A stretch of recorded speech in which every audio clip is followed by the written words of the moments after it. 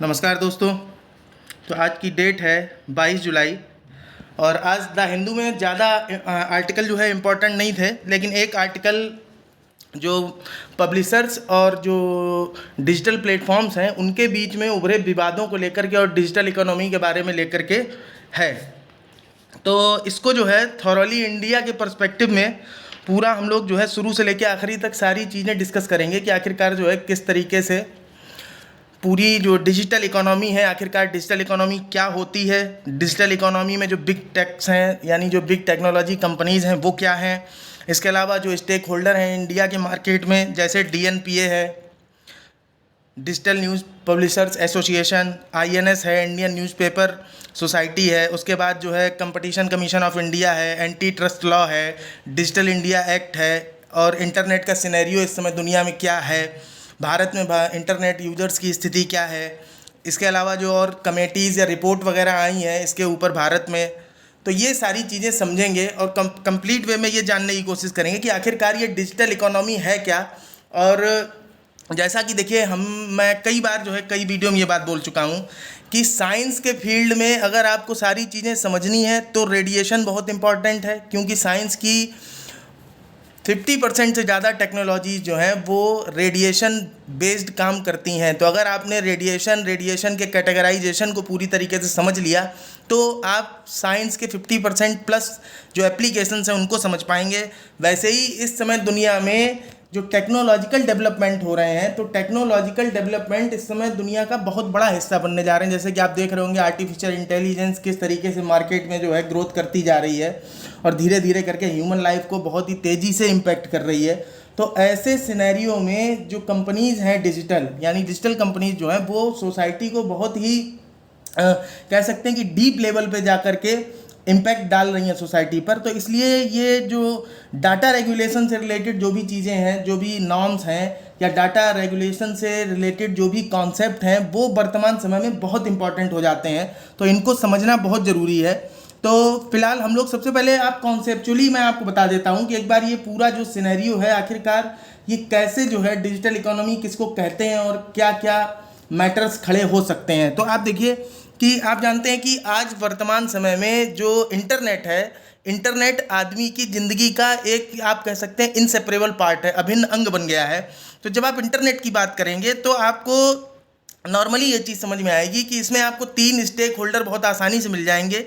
Internet को use करने वाला आपको मिलेगा यूज़र, दूसरा डाटा जो कि इंटरनेट से रिलेटेड होगा, और तीसरा प्लेटफॉर्म जिस पर कि आप सूचनाओं को एक्सेस कर रहे हैं। ठीक है ना, जैसे मान लीजिए गूगल है, याहू है या जीमेल है या इस तरीके के जो अदर प्लेटफॉर्म्स हैं, है ना, जैसे मान लीजिए कि फेसबुक है, इंस्टाग्राम है।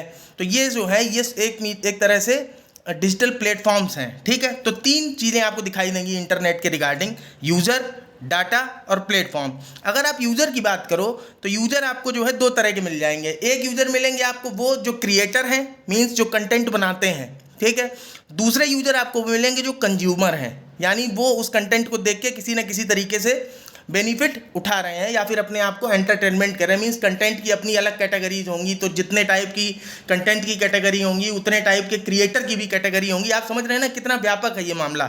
ऐसे ही कंज्यूमर की आप बात करो तो कंज्यूमर भी जो है अलग अलग तरह के होंगे, भी जितने टाइप के कंटेंट है उतने टाइप के कंज्यूमर भी होंगे। फिलहाल हम लोग जो है इसको समझते हैं कि यूजर के लेवल पे अगर आप देखोगे तो कुछ क्रिएटर होंगे, कुछ कंज्यूमर होंगे। अब क्रिएटर और कंज्यूमर्स में आप ये ध्यान रखिएगा कि ये कोई इंडिविजुअल आदमी भी हो सकता है, कोई फर्म या कोई एंटिटी भी हो सकती है, ऑर्गेनाइजेशन हो सकती है।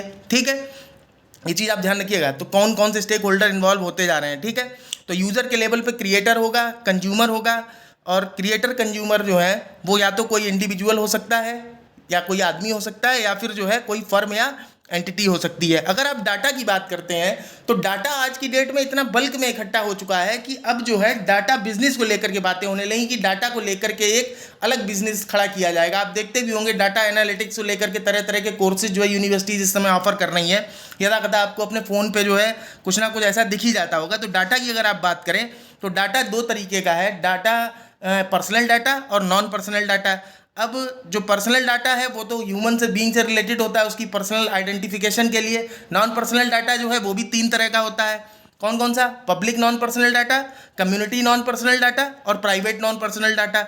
इसके अलावा इस पर्सनल और नॉन पर्सनल डाटा को लेकर के एक डाटा बिजनेस खड़ा किया जा सकता है, जिसमें डाटा के खरीदने बेचने का भी जो है प्रोसीजर पॉसिबल है। उसके बाद अगर आप प्लेटफॉर्म के लेवल पे बात करते हैं आके, तो प्लेटफॉर्म में आप देखेंगे प्लेटफॉर्म भी दो तरह के मिल जाएंगे आपको। इंडिविजुअल प्लेटफॉर्म हो सकते हैं और फर्म्स के प्लेटफॉर्म हो सकते हैं। तो इंडिविजुअल के प्लेटफॉर्म जैसे मान लीजिए कोई एजुकेशनल ऐप किसी ने बना ली, देखते होंगे आप जो है कोई क्वेश्चन केवल डाल रहा है, आप क्वेश्चन वहाँ पे कर सकते हो। कोई जो है कुछ स्पेशल लेक्चर डाल रहा है, कोई कुछ मीन्स अलग अलग यूटिलाइजेशन के बेस पे अलग अलग तरीके की इंडिविजुअल लेवल पे आपको ऐप्स मिल जाएंगी।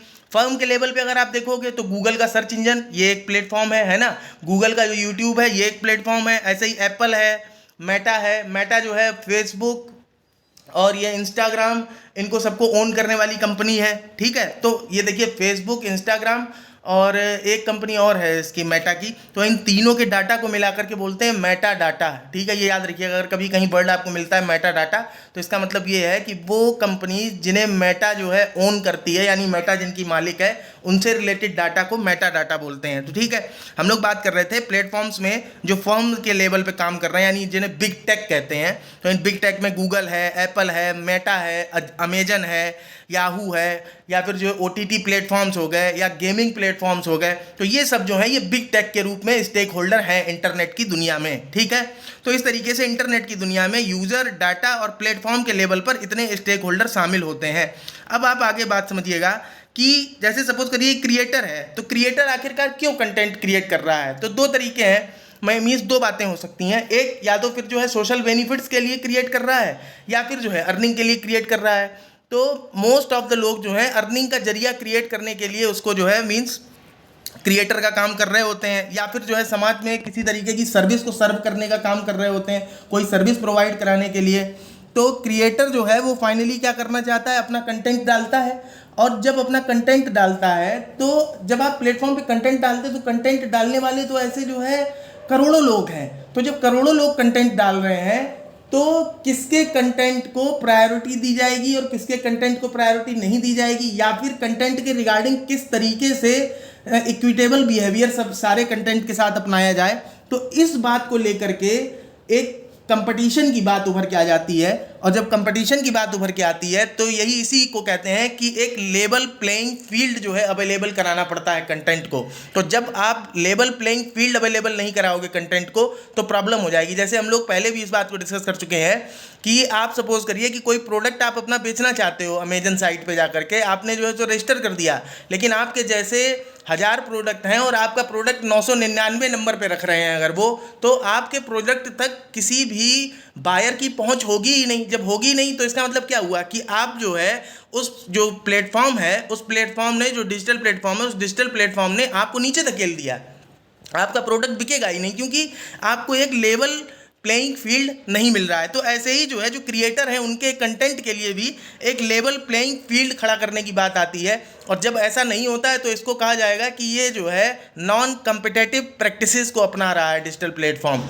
तो ये चीज़ भी रेगुलेट करने की ज़रूरत पड़ेगी, तब जो है हो पाएगा। तो इसीलिए आप देखते होंगे इंडिया में कंपटीशन कमीशन ऑफ इंडिया है। तो मार्केट में कंपटीशन जो है ऐसा रहे कि एडवर्स इम्पैक्ट ना हो, मींस विपरीत प्रभाव ना हो अर्थव्यवस्था के ऊपर या बाजार के ऊपर, इसकी सुनिश्चित करता है व्यवस्था, है ना। अब आप बात करिए, देखिए कि डाटा के लेवल पे अगर आप बात करते हैं, तो जब डाटा बिजनेस खड़ा करेंगे आप पर्सनल और नॉन पर्सनल डाटा से, और डाटा की खरीदना और बेचना जैसी चीज़ें इन्वॉल्व होंगी डाटा बिजनेस में, तो फिर क्या होगा, उससे भी जो है रेवेन्यू जनरेट होगा, है ना। इसके अलावा आप देखिए क्रिएटर जो है जब कंटेंट डालता है, तो उसका कंटेंट जब देखता है कोई, तो उससे भी रेवेन्यू जनरेट होता है ना। फिर कंज्यूमर जो है, कंज्यूमर का काम क्या है, वो कंज्यूम कर रहा है, तो वो पे करने का काम करता है, तो वो पे कर रहा है, ठीक है, उसके पे करने से भी जो है रेवेन्यू जनरेट हो रहा है। फिर उसके बाद आप देखिए मीन्स कुल मिला के क्रिएटर के कंटेंट से और डाटा बिजनेस से सर्विस दे करके रेवेन्यू जनरेट किया जा रहा है, और रेवेन्यू जनरेशन के लिए पे करने वाला आदमी है कंज्यूमर। इसके बाद में अब आप देखेंगे कि इस तरीके से आपको समझ में आया होगा कि रेवेन्यू जो है वो क्रिएटर, कंज्यूमर और डाटा तीनों ही लेवल पे किस तरीके से जनरेट हो रहा है।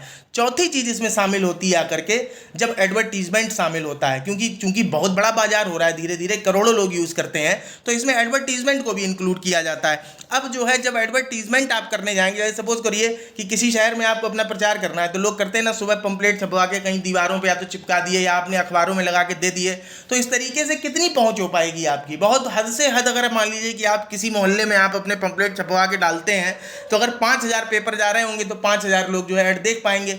लेकिन आप ऑनलाइन बिजनेस में देखिए कि आप देखते हैं किसी कंटेंट को लाखों लाख लोग व्यू करते हैं, तो अगर लाखों में व्यू है किसी कंटेंट के ऊपर, तो उस कंटेंट को देखते समय अगर आप कोई अपना एडवर्टीजमेंट दे देते हैं, तो एक साथ लाख लोगों तक आपकी पहुंच सुनिश्चित हो जाती है एडवर्टीजमेंट के लिए।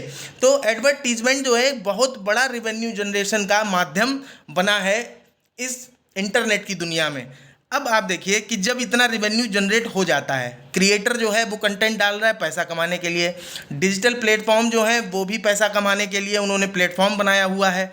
तो अब सवाल ये आता है कि जो रेवेन्यू जनरेट हो रहा है, आखिरकार सारा रेवेन्यू कोई एक आदमी तो नहीं रखेगा, तो इसको बांटना पड़ेगा ना भाई। तो जब इसको बांटना पड़ेगा, तो फिर रेवेन्यू जनरेटेड जो हुआ है उसको बांटने के लिए पॉलिसी की ज़रूरत पड़ती है कि पॉलिसी बनाई जाए कि भाई किस तरीके से। अब आप देख रहे होंगे स्टेक होल्डर कौन कौन है रेवेन्यू जनरेट हुआ है उसके लिए। तो एक तो क्रिएटर सीधा स्टेक होल्डर हुआ, कंपनी जो डिजिटल प्लेटफॉर्म है वो स्टेक होल्डर हुआ, ठीक है। तो ये दो लोग जो है सीधे स्टेक होल्डर हैं। अब इनके बीच में जब रेवेन्यू की शेयरिंग की बात आएगी, तब पॉलिसी बनाने की बात आएगी कि भाई पॉलिसी बनानी पड़ेगी, कैसे जो है बटेगा। और केवल बटने की बात नहीं, जब पॉलिसी की बात आएगी तो दो चीज़ें इन्वॉल्व होंगी कि एक तो जो डाटा वगैरह है या जो व्यूअरशिप है, इसको लेकर के ट्रांसपेरेंसी रखनी पड़ेगी पॉलिसी के अंदर। दूसरा जो रेवेन्यू शेयरिंग मॉडल होगा, यानी पैसा कैसे बांटा जाएगा, इसके जो है इंक्लूसिव आपको जो है डेवलपमेंट करने पड़ेंगे प्रिंसिपल। इंक्लूसिव मतलब क्या कि जिसमें सारे स्टेक होल्डर शामिल रहें। अब प्रॉब्लम क्या आ रही है इंटरनेट की दुनिया में, जो बिग टेक्स हैं वो मोनोपोली बना रखी है उन्होंने मार्केट पे, और इस तरीके की जो रेवेन्यू शेयरिंग पॉलिसीज़ है या रेवेन्यू शेयरिंग मॉडल है, मीन्स जो पॉलिसीज़ हैं इंटरनेट से रिलेटेड, ऑनलाइन डिजिटल इकोनॉमी से रिलेटेड, वो पॉलिसीज़ को अकेले अपने मनमाने तरीके से जो है रेगुलेट करने का काम करती हैं। तो इस तरीके से आप देख रहे होंगे कि पॉलिसी के रिगार्डिंग ट्रांसपेरेंसी की बात अगर करें, तो व्यूअरशिप और डाटा ट्रांसफ़र को लेकर के ट्रांसपेरेंसी होनी चाहिए कि भाई कितने लोगों ने हमारा देखा या आपने कितने लोगों को दिखाया, लेवल प्लेइंग फील्ड आपने प्रोवाइड कराया कि नहीं कराया। इसके अलावा रेवेन्यू शेयरिंग मॉडल में कहीं ऐसा तो नहीं कि आप जो है हमें बहुत कम पैसा दे रहे हो, सारा पैसा आप ही रख रहे हो। तो ये सारी चीज़ें बायस नहीं होनी चाहिए। तो इस तरीके से आप देखते होगे कि ये तो सारा मैटर हो गया जो भी इंटरनेट की दुनिया में स्टेक होल्डर है, मीन्स यूजर, डाटा और प्लेटफॉर्म को लेकर के। अब चूंकि ये सारी चीज़ें किसी न किसी सोसाइटी के अंदर हैं, और सोसाइटी में जो लॉ एंड ऑर्डर मेंटेन करने का काम है वो गवर्नमेंट करती है। तो अब इसमें जो है आप देखेंगे कि चौथा स्टेक होल्डर गवर्नमेंट जब आती है, तो गवर्नमेंट अपने साथ कई तरह के इशू लेके आती है। तो जब गवर्नमेंट इसमें इन्वॉल्व होती है, तब आप देखिए क्या प्रॉब्लम्स खड़ी होती हैं। गवर्नमेंट के लिए जो है कई सारे सोशल इश्यूज होते हैं, है ना, कि आपने कोई ऐसा कंटेंट तो नहीं डाल दिया जिससे हेट स्पीच कोई हेट स्पीच आपने अपलोड कर दी, या आपने कोई ऐसा वीडियो तो नहीं डाल दिया जिससे जो है सोसाइटी में किसी तरीके का लॉ एंड ऑर्डर डिस्टर्ब हो रहा हो। या फिर इसके अलावा कई तरह के लीगल इश्यूज हो सकते हैं, या कॉन्स्टिट्यूशनल इश्यूज हो सकते हैं, या ह्यूमन राइट्स से रिलेटेड इश्यूज हो सकते हैं, या टैक्सेशन से रिलेटेड इश्यूज हो सकते हैं। तो गवर्नमेंट जो है वो अपने साथ इतने सारे एक्स्ट्रा इश्यूज को लेकर के आती है। और गवर्नमेंट जब इनरोल होती है इस सिस्टम में, तो फिर जो है गवर्नमेंट को अगर कोई शिकायत है तो शिकायत निवारण की प्रक्रिया भी तो होनी चाहिए। तो शिकायत निवारण करेगा कौन? जो डिजिटल प्लेटफॉर्म होगा वो करेगा।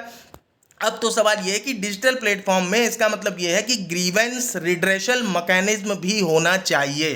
तो इस तरीके से अब ये जो पूरा अभी सिनेरियो आपकी आंखों के सामने उभर के आया है, इस पूरे सिस्टम को कहते हैं डिजिटल इकोनॉमी। शॉर्टकट में आप समझना चाहो तो इकोनॉमी के अंदर कंप्यूटर को इन्वॉल्व करने के बाद जो भी इकोनॉमिकल पार्ट खड़े हुए हैं, उन सबको आप डिजिटल इकोनॉमी कह सकते हो। अभी डिजिटल इकोनॉमी के बारे में हम लोग और काफ़ी जो है एक बेटर वे में डिस्कस करेंगे कि अगर कहीं मेंस वगैरह में आपको आंसर राइटिंग करनी हो तो डिजिटल इकोनॉमी के लिए आप क्या लिख सकते हैं कि डिजिटल इकोनॉमी आखिरकार है क्या। अभी हम ये समझाने की कोशिश कर रहे थे कि किस तरीके से इंटरनेट की दुनिया में कितनी चीज़ें जो है रेगुलेशन करने के लिए मीन्स ज़रूरत क्यों पड़ती है कि इसको जो है कंट्रोल किया जाए। तो ओवरऑल ये इशू निकल के आता है। अब समझ में आप ये समझ लीजिए कि रेगुलेशन हमें क्यों करना पड़ता है। इसके पहले हम लोग सबसे पहले ये देख लेते हैं कि जो हमारा इंटरनेट का सिनेरियो है, वास्तव में दुनिया जो है जब शुरुआत हुई इंटरनेट की तब क्या पोजीशन थी और वर्तमान समय में पोजीशन क्या है, तो आपको समझ में आएगा कि रेगुलेशन की इंपॉर्टेंस क्या है। ये देखिए स्क्रीन पर internet in 2000 versus internet today. 2000 में इंटरनेट की क्या पोजीशन थी और आज क्या पोजीशन है, इसको आप देखिए। ये भारत सरकार का दिया हुआ डाटा है, जो भारत सरकार ने डिजिटल इंडिया एक्ट 2023 को लाने के जो अभी देखिए शायद मानसून सत्र में रखा जाएगा उसको, तो उसके पहले जो है रिगार्डिंग भारत सरकार ने बताया कि क्यों ज़रूरत है, उसमें उन्होंने डाटा दिया ये कि 2000 में इंटरनेट की क्या पोजीशन थी और आज इंटरनेट की क्या पोजीशन है। तो देखिए 2000 में तो ये आपको बताएगा कि जो साइबर स्पेस है, साइबर स्पेस में वर्तमान समय में क्या क्या चैलेंजेस हैं।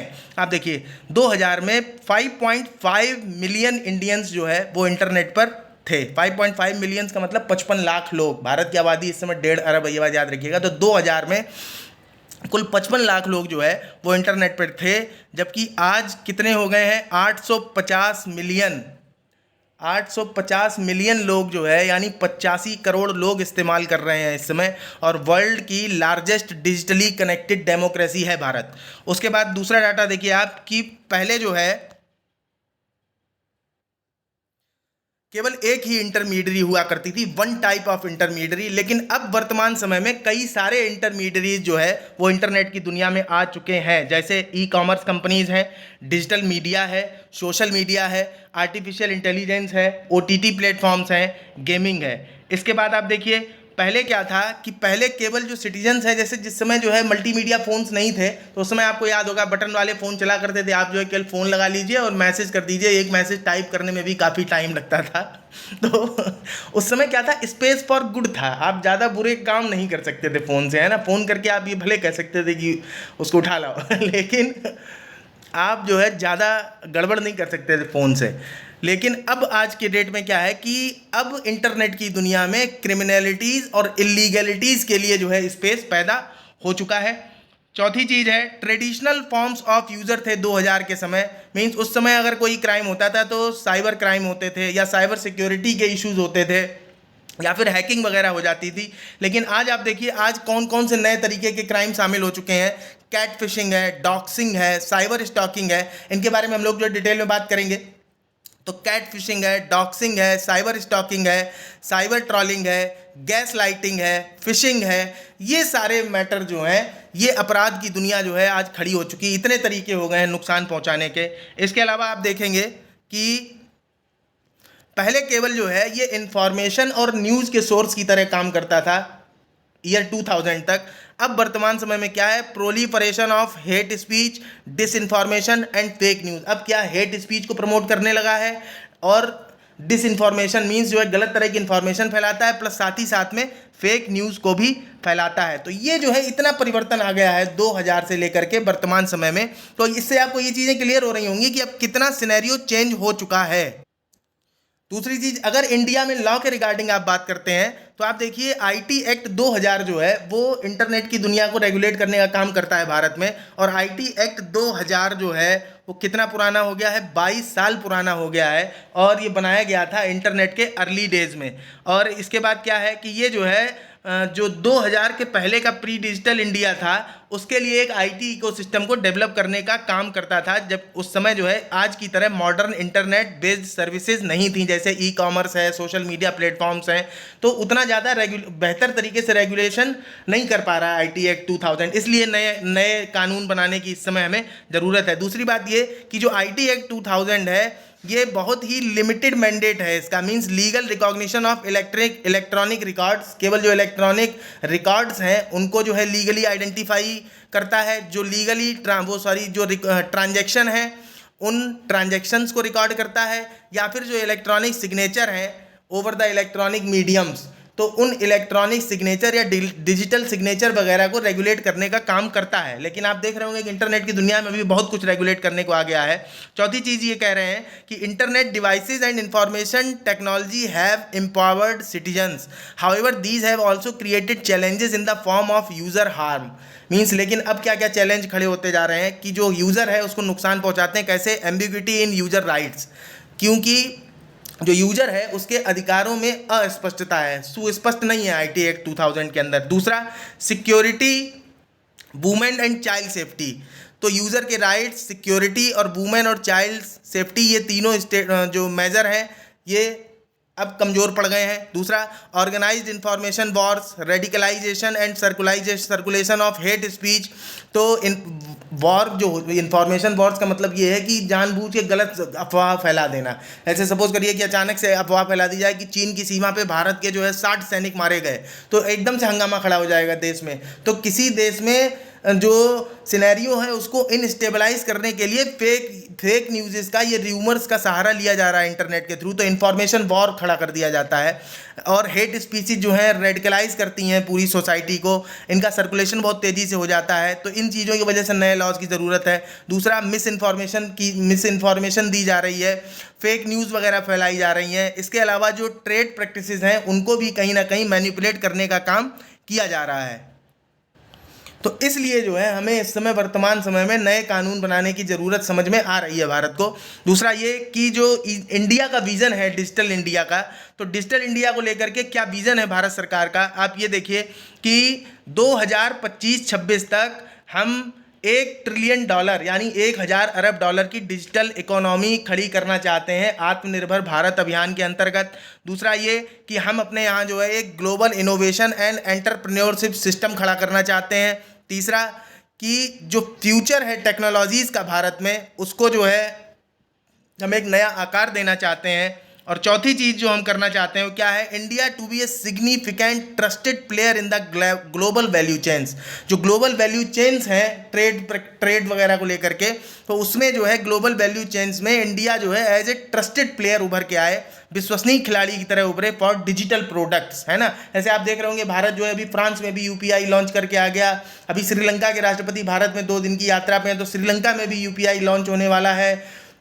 अभी यूएई के साथ में जो है 2 एमओयू साइन किए। तो इस तरीके से हम अपने जो डिजिटल प्रोडक्ट है, जैसे यूपीआई हमारा क्या एक तरीके का डिजिटल प्रोडक्ट है, तो हम अपने डिजिटल प्रोडक्ट्स को लेकर के ट्रस्टेड प्लेयर की तरह दुनिया में उभरें। और किसके लिए? डिवाइसेस के लिए। जैसे अब सेमीकंडक्टर के फील्ड में जो है धीरे धीरे करके हम अपनी मैन्युफैक्चरिंग कैपेबिलिटी को डेवलप करने वाले हैं, हमारा प्रोडक्शन बढ़ेगा तो हम एक्सपोर्ट करें, वहाँ भी हम जो एक ट्रस्टेड प्लेयर की तरह उभर के आएँ। और जो भी प्लेटफॉर्म्स हैं उनको लेकर भी, अभी जैसे आप देखेंगे जितने भी बिग टेक हैं, तो जो कैलिफोर्निया है उसको कहा जाता था डेन ऑफ बिग टेक्स, तो कैलिफोर्निया में मैक्सिमम जो बिग टेक्स हैं, ऐसे भारत में भी जो है बड़े बड़े प्लेटफॉर्म्स उभरे और जो इनोवेटिव सोल्यूशंस है उसको लेकर के भारत जो है इंटरनेट की दुनिया में या डिजिटल इकोनॉमी में खड़ा हो। तो इस तरीके से जो है भारत के भविष्य के लक्ष्य हमने देखे। नए कानून बनाने की ज़रूरत क्यों है ये हमने देखा। आईटी एक्ट 2000 जो है वो किन चीज़ों से डील नहीं कर पा रहा है ये हमने देखा। डिजिटल इकोनॉमी क्या होती है ये हमने देखा। अब जो ऑथर आज जो द हिंदू में एडिटोरियल आया है वो इसी पूरे सिनेरियो को लेकर के आया है। जो यूज़र के बेस पे हमने आपको कहा कि यूज़र के रूप में कंज्यूमर और क्रिएटर होते हैं, तो क्रिएटर की कैटेगरी में कोई फर्म भी हो सकती है, इंडिविजुअल भी हो सकता है। तो क्रिएटर की कैटेगरी में फर्म के लेवल पे एक जो सेक्टर है वो न्यूज़ मीडिया प्लेटफॉर्म्स का है। वो प्रिंट भी हो सकती हैं, मींस प्रिंटिंग रिलेटेड हो सकती हैं, और डिजिटल भी हो सकती हैं। तो जो आज का आर्टिकल है द हिंदू का, वो आर्टिकल है news media print and digital दोनों को लेकर के, कि उनका जो डिजिटल प्लेटफॉर्म्स हैं, जो बिग टेक्स हैं, उनके साथ रेवेन्यू जनरेशन और ट्रांसपेरेंसी को लेकर के विवाद की स्थिति चल रही है। तो क्या इस विवाद चल रहा होगा वो आप समझ ही गए होंगे। अगर ट्रांसपेरेंसी को लेकर विवाद है तो व्यूअरशिप होगी, व्यूअरशिप के अलावा डाटा ट्रांसफ़र को लेकर के इशू होगा, पॉलिसी के लेवल पे रेवेन्यू शेयरिंग मॉडल को लेकर के इशू होगा, जानकारी पूरी तरीके से नहीं दे रहे होंगे, लेवल प्लेइंग फील्ड को लेकर के इशू होगा।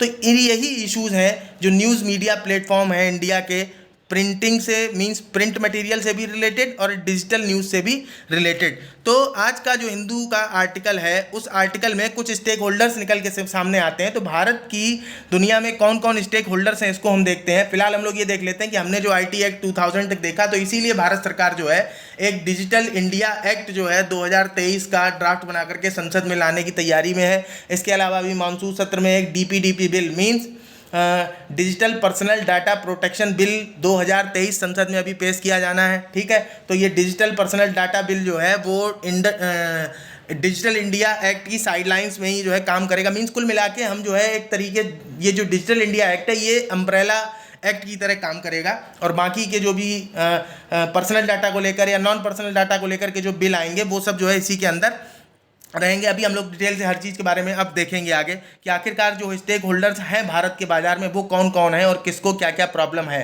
न्यूज़ मीडिया सेक्टर से रिलेटेड। तो आप सबसे पहले तो देख लीजिए जो बिग टेक्स इन्वॉल्व हैं। गूगल है जो यूट्यूब का भी मालिक है, मेटा है, फेसबुक, इंस्टाग्राम और व्हाट्सएप, इन तीनों का जो है ओनर है मेटा, ये भी एक बिग टेक है। इसके अलावा माइक्रोसॉफ्ट है, एप्पल है, ट्विटर है, अमेजन है। तो इतने जो है ये बिग टेक्स हैं, और इनमें से मोस्ट जो है वो सारे USA के ही हैं। और हमने आपको बताया कैलिफोर्निया को the den of big techs बोला जाता है। हालांकि कैलिफोर्निया भी इनको अभी वहाँ भी बिल एक पेंडिंग पड़ा है इसको रेगुलेशन के लिए। आप देखिए ये जो पूरी डिजिटल इकोनॉमी है इसको भी पूरी दुनिया में रेगुलेट करने के लिए सारे देश बहुत ही खतरनाक तरीके से परेशान हैं। सबसे पहले यूरोपियन यूनियन ने 2018 में GDPR general data protection regulation को पारित किया था, और उसके बाद दूसरी पहल जो है वो 2021 में, देखिए जनरल डाटा प्रोटेक्शन रेगुलेशन जो है वो इतना ज़्यादा व्यापक नहीं था जितना बड़ा जो डिजिटल इकोनॉमी के सिनेरियो व्यापक है और इसमें रेगुलेशन करना ज़रूरी है। तो 2021 में बिग टेक्स के साथ ऑस्ट्रेलिया ने पहली बार ये कोशिश की कि किसी तरीके से जो हम इसको रेगुलेट कर लें। खैर अभी हम सारी चीज़ों के बारे में बात करेंगे कि दुनिया में रेगुलेशन को लेकर के क्या चल रहा है और भारत में रेगुलेशन को लेकर के क्या चल रहा है।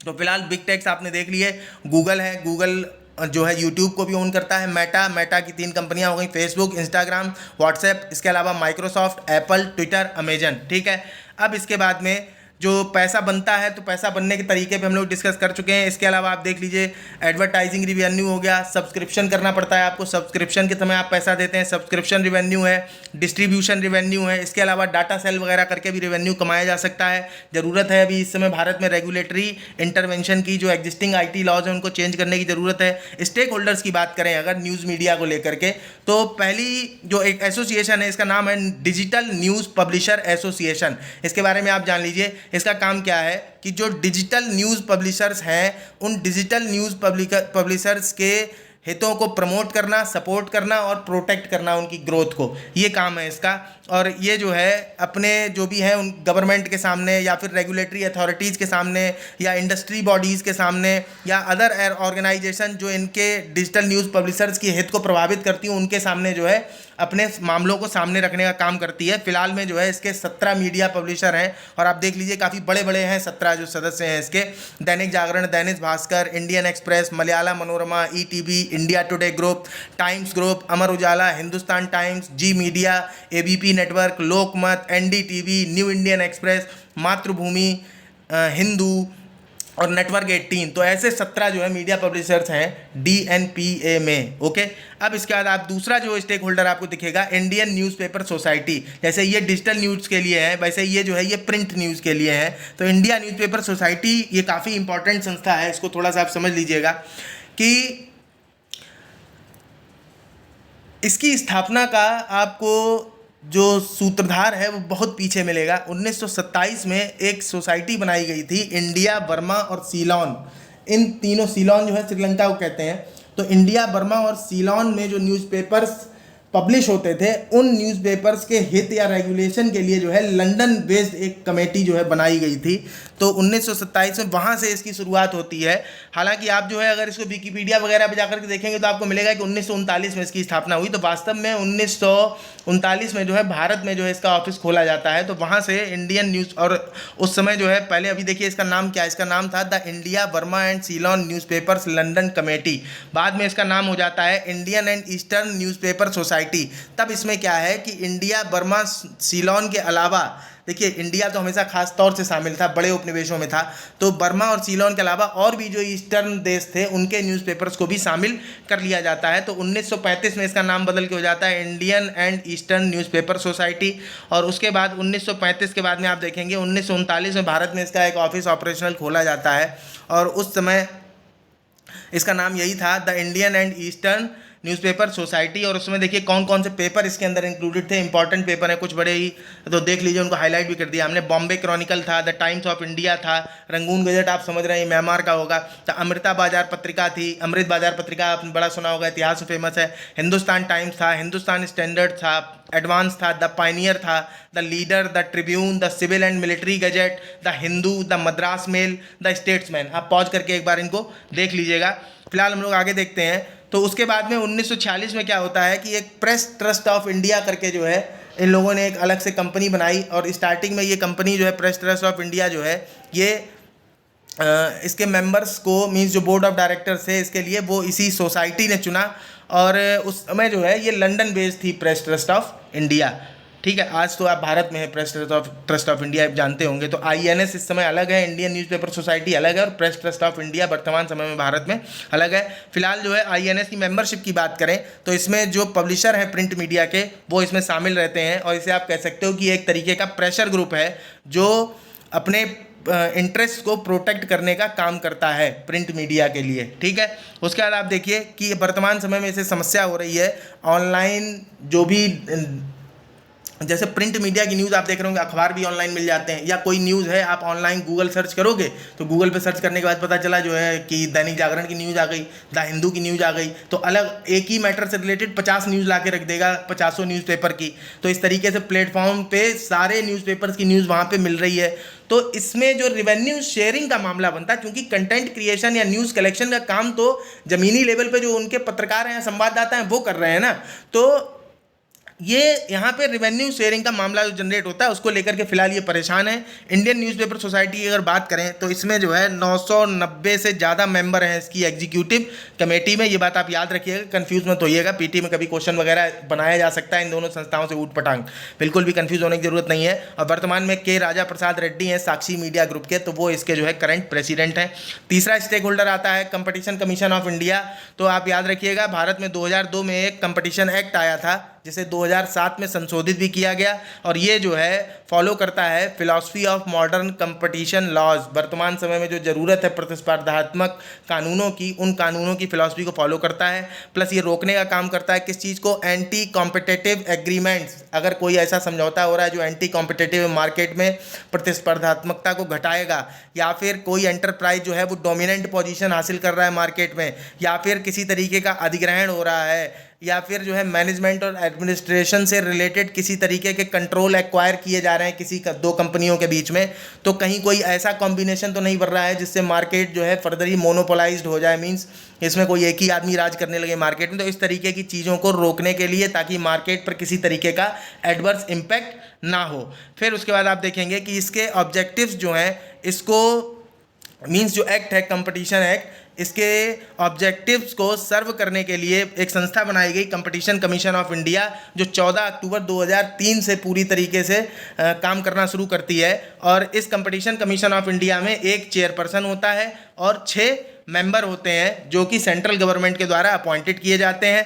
और इसका काम क्या है, to eliminate practices having adverse effect, किसी तरीके के विपरीत प्रभाव ना होंगे किस पे, बाजार पे, means competition, promote and sustain competition to on protect the interest of consumers, उपभोक्ताओं के जो इंटरेस्ट है उनको रक्षा करने का काम, and ensure freedom of trade in the markets of India. तो इतने काम जो है कंपटीशन कमीशन ऑफ इंडिया करता है। इसके अलावा सलाहकार की भी भूमिका ये निभाता है, अपने ओपिनियन देता है कंपटीशन इशूज़ पर, किसको, जिसको मींस किसी लॉ के द्वारा अगर कोई संवैधानिक संस्था जो है मांगती है बाजार की प्रतिस्पर्धा से संबंधित इसके विचार, तो ये उसको सलाह देने का काम करेगा।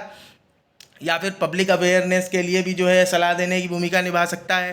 दूसरा ट्रेनिंग ऑन कंपटीशन इशूज़, इसमें भी जो है ये भूमिका निभाता है। एंटी ट्रस्ट लॉ की बात करें तो ये जो कंपटीशन एक्ट 2002 है इसे ही एंटी ट्रस्ट लॉ बोला जाता है। उसके बाद डिजिटल इंडिया बिल की बात करते हैं। हमने आपको बताया डिजिटल इंडिया बिल अभी जो है सरकार लाने वाली है, तो इसके 4 हिस्से हैं।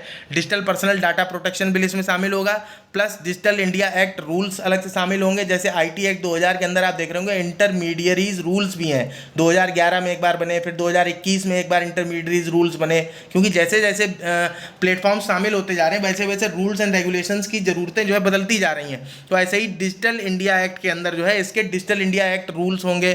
फिर नेशनल डाटा गवर्नेंस पॉलिसी होगी। देखिए गवर्नेंस पॉलिसी की अगर बात करें तो 2023 के बजट में जो है फाइनेंस मिनिस्टर ने ये बात बोली थी भारत में कि हम लोग फर्दर जल्दी ही डाटा गवर्नेंस पॉलिसी लेकर के आएंगे। तो अभी भारत में कोई भी ऐसी डाटा गवर्नेंस पॉलिसी नहीं है, आने वाली है। इसके अलावा इससे जब डिजिटल इंडिया बिल आएगा तो कुछ IPC में भी सुधार किए जाएंगे, तो इंडियन पैनल कोड अमेंडमेंट्स। उसके बाद आप आगे देखिए कि इंडिया जो यूनियन गवर्नमेंट है उसने 2023 में इसको डिजिटल इंडिया एक्ट को फॉर्मली आउटलाइन किया, मींस इसका ड्राफ्ट बनाया। और ये क्यों 2000 का जो एक्ट है उसको ओवरहॉल करने के लिए। मेन इशू क्या फंस रहा है तो रिकंसीडरेशन ऑफ सेफ हार्बर का मतलब आप समझ लीजिए। सेफ हार्बर का मतलब ये है कि जैसे कोई डिजिटल प्लेटफॉर्म है, किसी क्रिएटर ने कोई कंटेंट अपलोड किया, कुछ भी अपलोड कर दिया उल्टा सीधा। अब उल्टा सीधा अपलोड कर दिया, डिजिटल प्लेटफॉर्म जो है या ना तो अपलोड करने के पहले रोक रहा है, और अपलोड करने के बाद जब हटाने को कहोगे तो भी जो है ठीक जल्दी मानता नहीं है कि हम हटा दें कि ना हटा दें।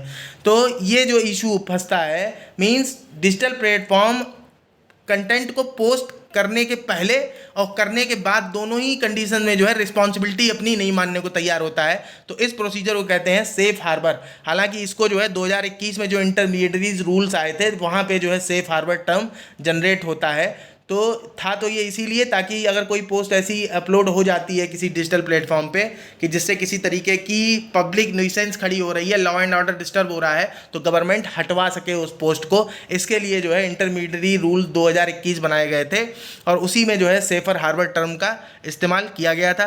फिलहाल जो की फीचर्स हैं डिजिटल इंडिया एक्ट के वो आप समझ ही गए होंगे अब तक कि नई टेक्नोलॉजी जो आ रही हैं, 5G हो गई, इंटरनेट ऑफ थिंग्स डिवाइसेस हो गई, क्लाउड कंप्यूटिंग हो गया, मेटावर्स हो गया, ब्लॉकचेन टेक्नोलॉजी हो गई, क्रिप्टो करेंसी हो गई। अभी जैसे G20 की मीटिंग चल रही है, इसमें जो है क्रिप्टो करेंसी को लेकर के अब जो है लास्ट में डिक्लेरेशन जो है फाइनलाइज होने के कगार पे है।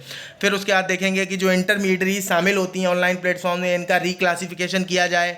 इसके अलावा जो सेफ हार्बर इम्यूनिटी है इसको ख़त्म किया जाए। इसके अलावा नई तरीके के डिजिटल स्टैंडर्ड्स को डेवलप किया जाए आर्टिफिशियल इंटेलिजेंस के लिए या मशीन लर्निंग टेक्नोलॉजी के लिए। इसके अलावा जो साइबर बुलिंग है, मीन्स थ्रेट मिलते हैं जो साइबर लेवल पे, साइबर क्राइम्स जो हैं, तो आइडेंटिटी थेफ्ट, किसी की आइडेंटिटी चुरा ली, किसी ने आईडी की हैक कर ली किसी की, या फिर जो है unauthorise sharing of personal information हो रहा है, तो इन चीज़ों को क्रिमिनलाइज करने का काम करेगा डिजिटल इंडिया एक्ट। उसके बाद डिजिटल इकोनॉमी की अगर बात करें आप, तो जो OECD है, OECD ये कहता है कि आप डिजिटल इकोनॉमी को आइडेंटिफाई करने के लिए 3 अप्रोचेस को अपना सकते हैं। एक अप्रोच है bottom up approach, bottom up मतलब नीचे से ऊपर।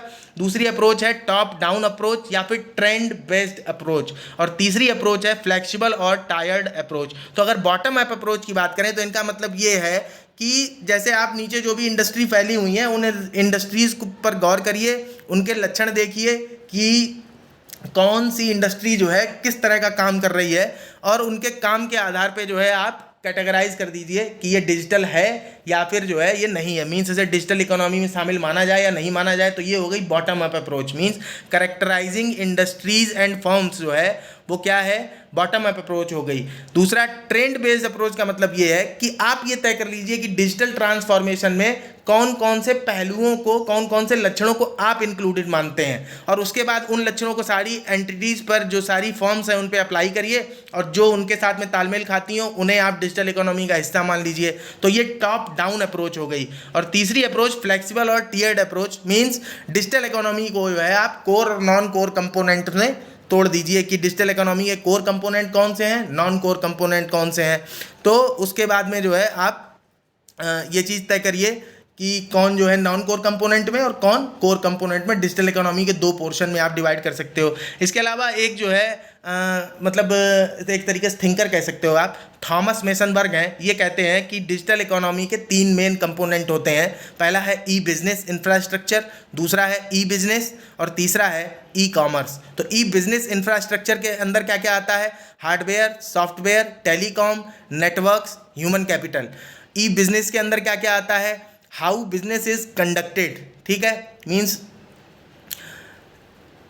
इंटरनेट के थ्रू जो है बिजनेस को कैसे कंडक्ट किया जा सकता है। Any process that an organisation conducts over computer mediated networks, means आपने देखा होगा एक कोई बिंद्रा बिंद्रा करके हैं, वो जो है बिजनेस के ऊपर बहुत ज़्यादा वेबिनार सेमिनार के जो भी बोलते हैं वो उनको आयोजित करते रहते हैं। तो ये एक तरीके से क्या है? How business is conducted on E platforms. E commerce की बात करें आप तो अमेजन प्लेटफॉर्म है, ये ई कॉमर्स का बहुत बड़ा उदाहरण। मीशो है, तो ये लोग क्या कर रहे हैं? सामान बेच रहे हैं, बनाते कुछ नहीं है लेकिन बेचने का काम करते हैं। आप भी जो है अपना कुछ बेच सकते हो। Transfer of goods, for example when a book is sold online, जैसे किताब वगैरह, आपने किताब लिखी, आप किताब बेच सकते हो। अब आते हैं आज के आर्टिकल पर। तो आर्टिकल में आप कुल मिलाकर ये समझिए कि सारी बातें तो हम लोगों ने लगभग डिस्कस कर ली हैं। लास्ट की कुछ 1-2 चीज़ें हैं उनको आप समझ लीजिए कि ऑथर जो है भारत में रेगुलेशन को लेकर के चिंतित हैं। तो यही बात कहते हैं कि जो बिग टेक कंपनीज हैं वो अपने दोनों दायित्वों से पीछे हटती हैं। मींस जो फेयर वैल्यूएशन है, absence of fair valuation and enumerative accountability. Enumerative का मतलब जो गणना सूचक, जैसे व्यूअरशिप का डाटा हो गया या फिर ऐसा कोई गिनती वाला डाटा हो गया, तो उसको जो है शेयर या फिर पूरी तरीके से ट्रांसपेरेंसी नहीं रखती उसको लेकर के, ठीक है। और अब्सेंस ऑफ फेयर वैल्यूएशन का मतलब मैटर ऑफ कंपनसेशन। तो कहते हैं कि किसी अपनी इन दोनों जिम्मेदारियों से एक तरीके से पीछे हटती हैं, जबकि ये बात बहुत स्पष्ट क्लियर है कि रेवेन्यू जो है वो जॉइंटली प्रोड्यूस्ड किए जाते हैं। मीन्स जब कंटेंट डाला जाएगा तभी तो कोई देखेगा, तभी रेवेन्यू जनरेट होगा। तो रेवेन्यू जो है वो जॉइंटली प्रोड्यूस किए जाते हैं, लेकिन उसके बावजूद जो पॉलिसीज़ हैं उनको रेगुलेट करने का काम बिग टेक्स केवल जो है मोनोपोलिक तरीके से करती हैं। मीन्स अपना एक तरफा जो है यूनिलेटरली सब कुछ तय करने का प्रयास करती हैं। और इसके बाद कहते हैं कि ऑनलाइन एडवर्टाइजिंग मार्केट जो है वो एक बहुत बड़ा मार्केट बन के उभर के आया है। उससे बहुत ज़्यादा रेवेन्यू जनरेटेड होता है और उसमें जो है रेवेन्यू जनरेट होता है उसको ठीक से जो है ये बांटने का काम नहीं कर रही हैं। तो इस तरीके के दोनों तरीके के इम्बैलेंस की बात करते हैं, मतलब कौन कौन से? ट्रांसपेरेंसी को लेकर और रेवेन्यू शेयरिंग मॉडल को लेकर के। उसके बाद कहते हैं कि 2021 में ऑस्ट्रेलिया ने जो है पहली बार गवर्न करने को कहा, तो फेसबुक ने क्या किया? फेसबुक ने जो है ऑस्ट्रेलियन यूजर्स के लिए कई सारी हज़ारों जो न्यूज़ साइट थी उनको ब्लॉक कर दिया, जबकि उस समय वहाँ जंगल में आग लगी हुई थी और साथ ही साथ कोविड-19 का माहौल था, तो लोग जो है एक्सेस ही नहीं कर पा रहे थे बहुत सारी साइट्स को, ताकि जो उन्हें किसी चीज़ के बारे में जानकारी मिल पाए। और अंततोगत्वा माना कब फेसबुक, जब उसकी मर्जी के अकॉर्डिंग जो उनका कोड था, जो उनका बिल था वो आ गया। वहाँ जो कोड बिल आया था उसको आप देख लीजिए, नाम था उसका news media and digital platforms mandatory bargaining code 2021। ऐसे ही कहते हैं पिछले महीने अभी जो है कनाडा में ऑनलाइन न्यूज़ एक्ट जो है वो भी पेंडिंग पड़ा है, वहाँ भी रेगुलेट करने की कोशिश की जा रही है। यूनाइटेड किंगडम की बात करें तो वहाँ भी एक ऐसा लेजिस्लेशन जो है लाने के लिए यूनाइटेड किंगडम तैयार है। ग्लोबल साउथ की बात करें तो वहाँ भी कुछ देश जो है उनमें भी इंटरनेट की दुनिया जो है काफ़ी विकसित हो चुकी है और काफ़ी विकसित होने के कारण वहाँ पर भी जो है बिल लाने की कोशिश की जा रही है, जैसे ब्राज़ील है, साउथ अफ्रीका है, इंडोनेशिया है। तो इसके अलावा यूनाइटेड स्टेट्स की बात करें तो अभी वो भी जो है विचाराधीन है वहाँ मामला, वो सोच रहे हैं कि किस तरीके से इन चीज़ों को रेगुलेट किया जाए। अभी उसने भी अपने कार्ड्स को रिवील नहीं किया है। कैलिफोर्निया का हमने आपको पहले ही बता दिया था, इसे the Dan of big tech बोलते हैं। और वहाँ पर भी जर्नलिज्म प्रिजर्वेशन एक्ट जो है वो अभी 2024 तक के लिए होल्ड कर दिया गया है, क्योंकि वहाँ पर भी दोनों सदन जो है इसको पारित नहीं कर पा रहे हैं। फिर उसके बाद कहते हैं कि भारत की अगर बात करें तो भारत हमेशा से ही थिंकिंग, टॉकिंग और एक्टिंग में स्लो रहा है इन दोनों इम्बैलेंसेस को लेकर के। मींस कौन से दोनों इम्बैलेंसेस? ट्रांसपेरेंसी और रेवेन्यू शेयरिंग मॉडल से रिलेटेड इम्बैलेंसेस को लेकर के। आगे कहते हैं कि 2021 दिसंबर में जो यूनियन मिनिस्टर ऑफ स्टेट हैं इलेक्ट्रॉनिक्स एंड टेक्नोलॉजी के, ये देखिए सूचना प्रौद्योगिकी मंत्रालय से रिलेटेड मामला है, तो कहते हैं उसके जो राज्य मंत्री हैं उनके तो मन में था ही नहीं कि बिग टेक कंपनी जो है पहले पेमेंट करें। तो उन्होंने संसद में ही जो है ये इच्छा अपनी जाहिर की कि बिग टेक कंपनियां जो है क्यों पेमेंट करेंगी। फिर उन्होंने जब ज़्यादा आगे विवादास्पद होने लगा मैटर, तब उन्होंने अपने जो है बयानों को धीरे धीरे करके सुधारा। फिर कहते हैं 2021 में digital news publishers association DNPA ने गूगल के खिलाफ कंपटीशन कमीशन ऑफ इंडिया में जो है एक याचिका दायर कर दी, और उसने कहा कि ये जो रेवेन्यू शेयरिंग पॉलिसी है इसको यूनिलेटरली और मनमाने ढंग से तय करते हैं और ठीक से रेवेन्यू को शेयर नहीं कर रहे हैं। साथ ही साथ उसने ये कहा कि जो ट्रांसपेरेंसी को लेकर के इश्यूज़ हैं, वो ट्रांसपेरेंसी को लेकर इश्यूज़ को भी रिजॉल्व नहीं कर रहा है गूगल। फिलहाल ये याचिका जो है पढ़ने के बाद जनवरी 2022 में कंपटीशन कमीशन ऑफ इंडिया ने ये बोला कि ठीक है, अपने ऑफिस को कि आप जो है इस मामले की जांच करिए और 60 दिनों के अंदर जो है रिपोर्ट दीजिए।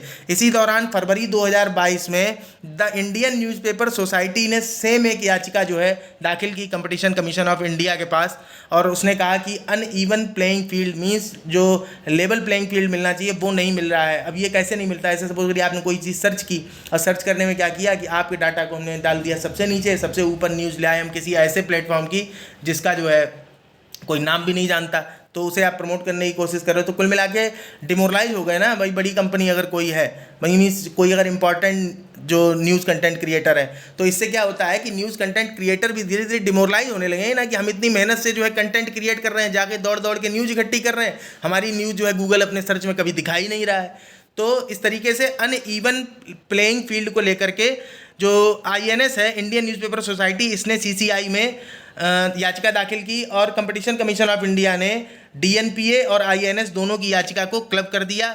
इसी दौरान जो है आप देखिए कि स्टैंडिंग कमेटी ऑन फाइनेंस ने अपनी रिपोर्ट दी anti competitive practices by big tech companies इस बारे में, और इस रिपोर्ट में जो है उसने बहुत सारे ऐसे कंसर्न जाहिर किए। अभी कंपटीशन कमीशन ऑफ इंडिया की रिपोर्ट आज तक भी नहीं आ पाई है। ऑथर ये कहते हैं कि 60 दिन में आनी थी रिपोर्ट, 60 सप्ताह बीत गए, इनकी रिपोर्ट का तो अता पता नहीं है। लेकिन स्टैंडिंग कमेटी ऑन फाइनेंस जो है, इसने दिसंबर 2022 में जो अपनी रिपोर्ट दी, तो इसने जो DNPA और INS ने याचिकाएं दाखिल की थी, इनकी चिंता को बहुत ही मुखर आवाज़ में एक तरीके से उठाया, और इस रिपोर्ट ने अंडर स्कोर किया किसको, that some digital markets are prone to dominance by 1 or 2 players. Means जो डिजिटल मार्केट है उसमें 1-2 प्लेयर जो हैं वो हावी होते जा रहे हैं बहुत ही कम टाइम में। इसके पहले कि इतने हावी हो जाएं कि कंट्रोल के बाहर चले जाएं, इनको कंट्रोल कर लेना चाहिए।